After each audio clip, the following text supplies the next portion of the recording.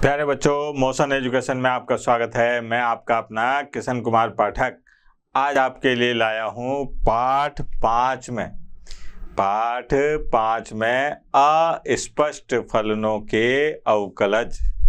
अस्पष्ट फलनों के अवकलज क्या होता है बेटा? अस्पष्ट फलन यहाँ पर अपन ने देखा है कि फंक्शन ऑफ एक्स होता है, फंक्शन ऑफ वाई होता है, यानी कि एक्स के जो चर है ना, एक्स के चर वाले फलन क्या कहलाते हैं अपने पास में? Function of x. वाई के चर वाले क्या कहलाते हैं? Function of y. यहाँ पर क्या है कि एक्स और वाई मिक्स हो के आएंगे, अपने को पता ही नहीं चलेगा कि साहब ये कौन सा फलन है। अस्पष्ट है कि ये फंक्शन ऑफ एक्स है या फंक्शन ऑफ वाई है। तो इस तरीके के सवालों में ये कहा जाएगा कि साहब डी वाई बटे डी एक्स ज्ञात कीजिए, जबकि ये दे रखे, एक समीकरण दे रखी है और अपने से कहा जा रहा है कि डी वाई बटे डी एक्स ज्ञात कीजिए। अब इसमें अपन बता नहीं सकते कि ये फंक्शन ऑफ एक्स है या फंक्शन ऑफ वाई है। तो ऐसे प्रश्नों को हल करने के लिए अपने को क्या काम करना पड़ता है? सबसे पहले आते हैं, दिया है, क्या दिया है साहब कि यहाँ पर है 2x + 3y और बराबर sin x। अब ये कह रहा है कि साहब y का परिवर्तन ज्ञात कीजिए x के सापेक्ष। y का परिवर्तन ज्ञात कीजिए किसके सापेक्ष? x के सापेक्ष। तो यहाँ पर अपन क्या काम करेंगे कि लिख देंगे x के सापेक्ष, x के सापेक्ष अवकलन करने पर, x के सापेक्ष अवकलन करने पर क्या होगा? देखो आप, करने पर यहाँ पर 2 और x का अवकलन क्या हो जाएगा? 1, 3। अब y का अवकलन करना है। y यहाँ पर अचर नहीं है, ये क्या है? चर। तो इसका अवकलन हो जाएगा डी वाई बटे डी एक्स और साइन एक्स का अवकलन x के सापेक्ष क्या हो जाएगा बेटा? cos x। ये आ गया। अब अपने को मान निकालना है डी वाई बटे डी एक्स का। तो देखो आप, 3 डी वाई बटे डी एक्स और साहब cos x - 2, ये आ गया डी वाई बटे डी एक्स और बराबर cos x - 2 बटे 3। ये हो गया सर, ठीक है। ये अपने पास में क्या आ रहा है? x के सापेक्ष अवकलन करने पर मान प्राप्त हुआ।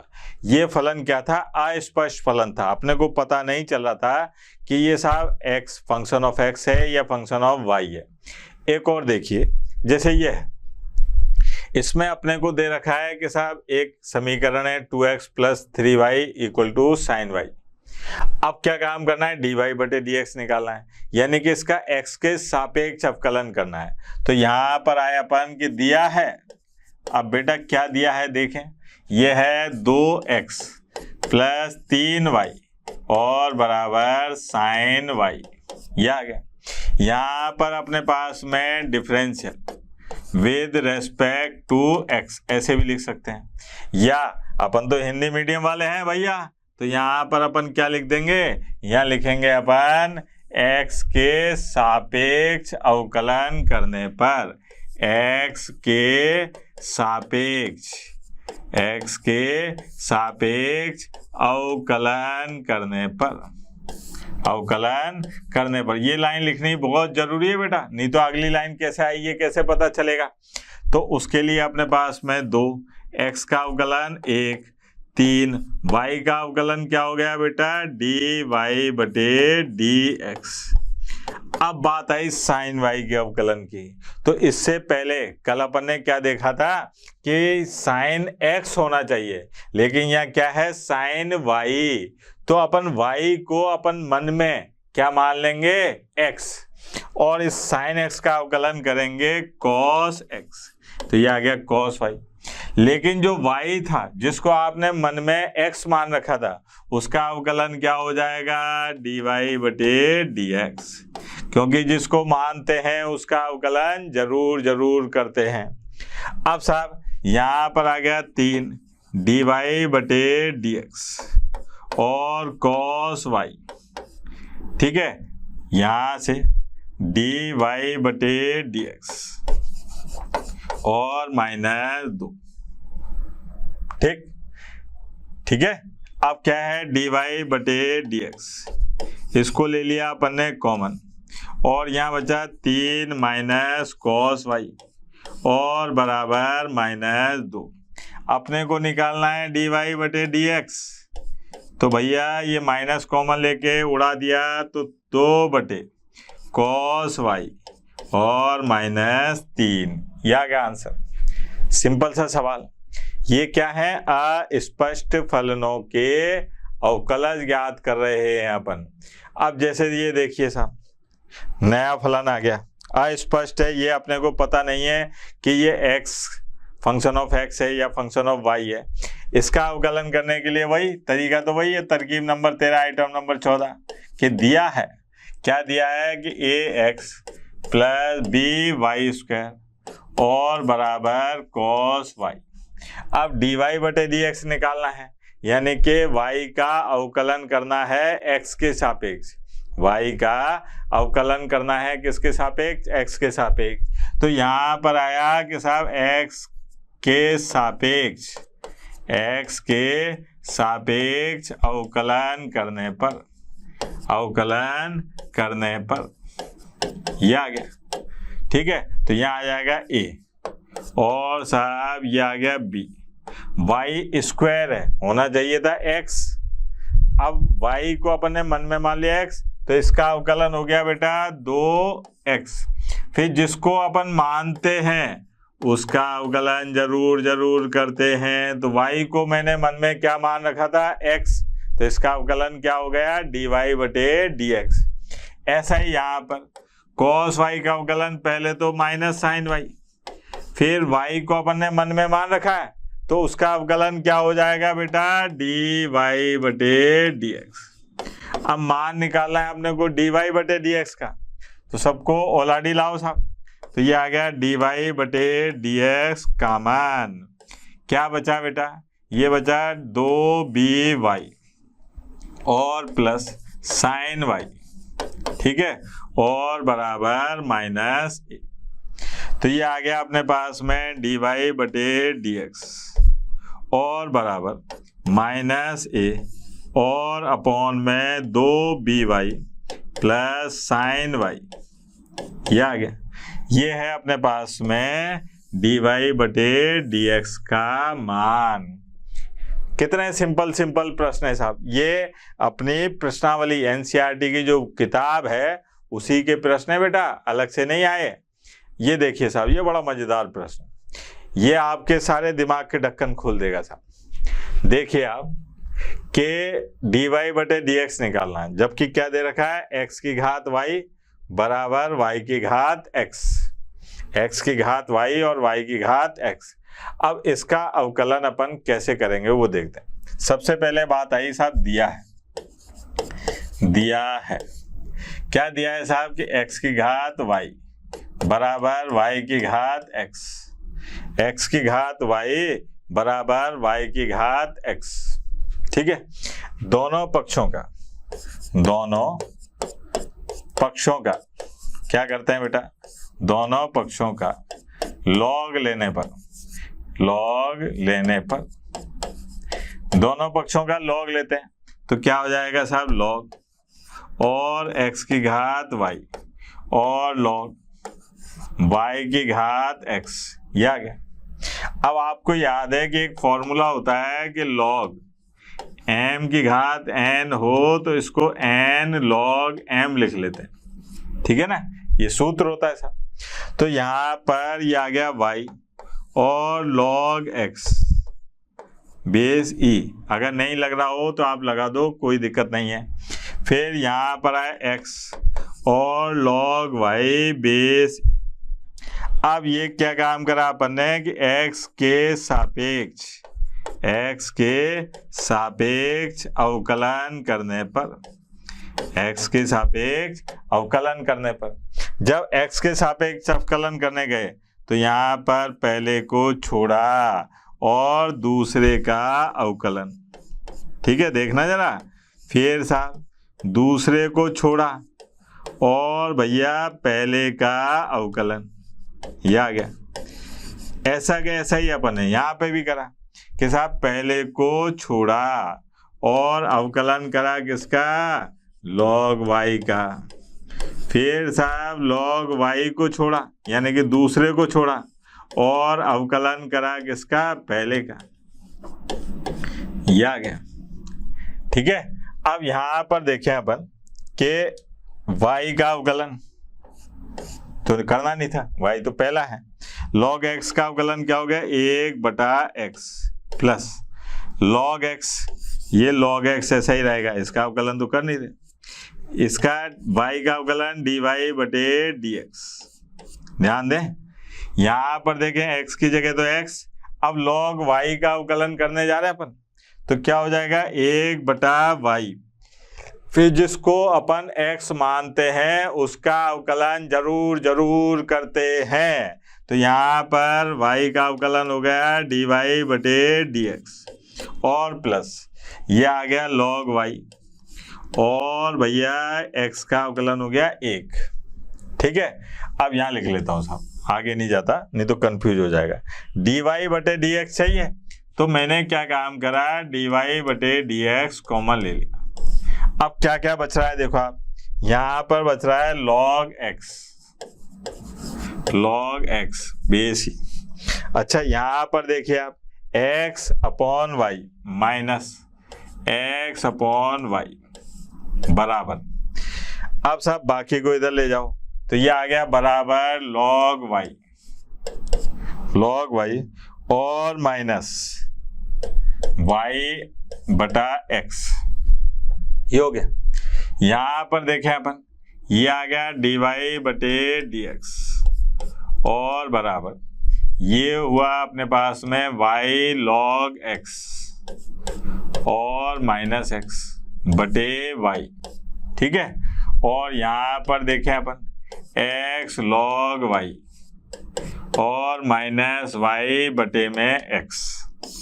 अब यहां पर अपने को निकालना है dy/dx, यहां से लिया है साहब, है ना, dy/dx। क्या हो जाएगा बेटा, इसको उधर ले जाएंगे तो देखो आप, ये आया y/x और साहब x log y minus y और बटे में y log x और माइनस x, ये आ रहा है साहब, ये। ठीक है, अपने पास में अस्पष्ट फलन था, ये अपने को पता नहीं था कि भाई इसका अवकलन अपने को कैसे करना है। अपने को यहाँ पर ये पता नहीं था कि ये फलन कौन सा है, फंक्शन ऑफ x है या फंक्शन ऑफ y है। ये चर की घात चर वाला फलन था, तो इसका अपन ने इस प्रकार से अवकलन ज्ञात किया। ठीक है, अगला प्रश्न देखते हैं बेटा। ये देखो आप, ये बिल्कुल अस्पष्ट है। अपने को यहाँ पर कहा जा रहा है कि dy/dx निकालिए, जबकि y बराबर √x plus √x plus √x ऐसे करके कहाँ तक जा रहा है, अनंत तक जा रहा है। तो अब ऐसी स्थिति में अपने को क्या है, तरकीब नंबर 13 आइटम नंबर 14 लगाना है साहब। क्या है वो देखिए जरा, दिया है कि साहब y बराबर √x फिर प्लस √x फिर प्लस √x और प्लस ऐसे करके कहाँ तक, अनंत तक। अब आप देखिए कि यहाँ पर इस पूरे का नाम क्या है, y। इस पूरे फलन का नाम क्या है, y। ठीक है, अनंत तक है साहब, यानी कि ये √x का एक बड़ा सारा झुंड है जिसमें √x ये कहाँ तक है, अनंत तक। अनंत क्या होता है, वह बड़ी से बड़ी संख्या, जितनी बड़ी अपन सोच सकते हैं उससे भी बड़ी संख्या क्या कहलाती है, अनंत कहलाती है। अगर इसमें से मैं एक निकाल भी लूं, जैसे ये √x मैंने निकाल लिया, तो अनंत में से अगर एक को घटा दो तो क्या अनंत पर कोई फर्क पड़ेगा, नहीं पड़ेगा। तो मैंने क्या काम करा कि साहब इसको दबा दिया और ये बताया कि साहब ये √ और x ये तो दबा हुआ है। अब इसमें से ये निकालने के बाद ये जो बच रहा है ये भी क्या है, वास्तव में y है, क्योंकि इसका नाम y है, एक हट गया तब भी इसका नाम क्या रहेगा, y ही रहेगा। तो ये आ गया अपने पास में प्लस y। अब अंडर रूट तो बहुत दिक्कत करता है अपने, तो अपन ने क्या काम करा, दोनों पक्षों का वर्ग करने पर, दोनों पक्षों का वर्ग करने पर वर्ग करा तो ये आ गया y की घात 2 और x प्लस y। अब अपने को निकालना है dy बटे dx। क्या निकालना है बेटा अपने को, dy बटे dx। तो उसके लिए अपन क्या काम करेंगे, x के सापेक्ष अवकलन करने पर क्या आएगा साहब, x के सापेक्ष अवकलन करने पर ये हो गया 2y।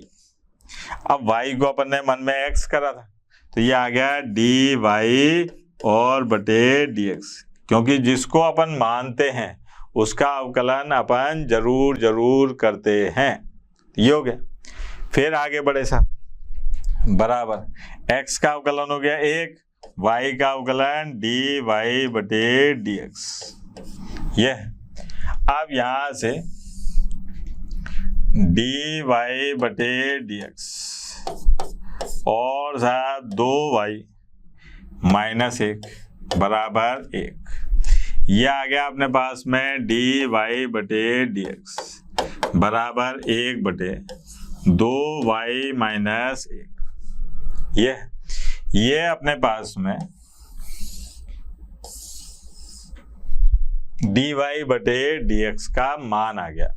इस प्रकार के जो फलन होते हैं उनको कहा जाता है अस्पष्ट फलन।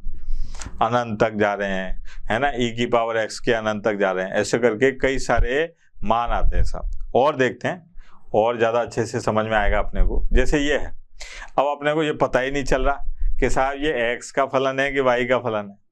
तो इसको करने के लिए अपने पास में क्या है, सबसे पहले दिया है, क्या दिया है देखो आप, dy बटे dx पूछ रहा है अपने से। ये है x और साहब under root y plus y और अंडर रूट x बराबर 1।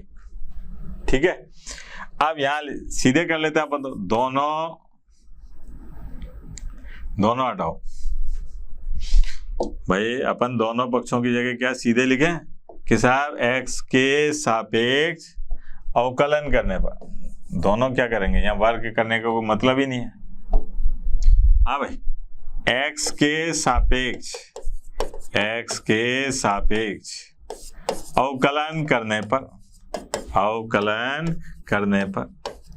अब x के सापेक्ष अवकलन करने आए साहब, तो ये देखना जरा, पहले को छोड़ा और दूसरे का अवकलन, ठीक है, प्लस दूसरे को छोड़ा और पहले का अवकलन, फिर प्लस पहले को छोड़ा और दूसरे का अवकलन, फिर प्लस दूसरे को छोड़ा और पहले का अवकलन और बराबर 0। ये हो गया। यहाँ पर x और अंडर रूट y का अवकलन करते हैं, तो क्या आएगा साहब अंडर रूट y का अवकलन, यह आएगा 1/2 रूट y और फिर y जिसको आपने मन में क्या मान रखा था x, तो ये आया अपने पास में dy बटे dx प्लस, ठीक है। अब यहाँ रूट y को तो अपन ने छोड़ रखा है, x का अवकलन क्या हो गया 1। फिर यहाँ पर देखो आप, ये है अपने पास में y, रूट x का अवकलन 1/2 रूट x, ये हो गया। फिर यहाँ पर आओ आप, प्लस रूट x और y का अवकलन है dy बटे dx, अब बराबर 0। ये तो चल ही रहा है क्योंकि 1 का अवकलन तो अपन ने 0 कर ही दिया। अब यहां से अपने को dy बटे dx निकालना है, तो ध्यान दें कि dy बटे dx कॉमन लेते हैं साहब। यहाँ पर क्या बचा अपने पास में x और बटे में 2 अंडर रूट y, ठीक है, और क्या बचा साहब प्लस अंडर रूट एक्स, ये आ गया बराबर। अब इसको उधर लेके गए तो यहाँ पर क्या बचा अपने पास में, माइनस वाई बटे में 2 रूट एक्स और साहब प्लस अंडर रूट वाई।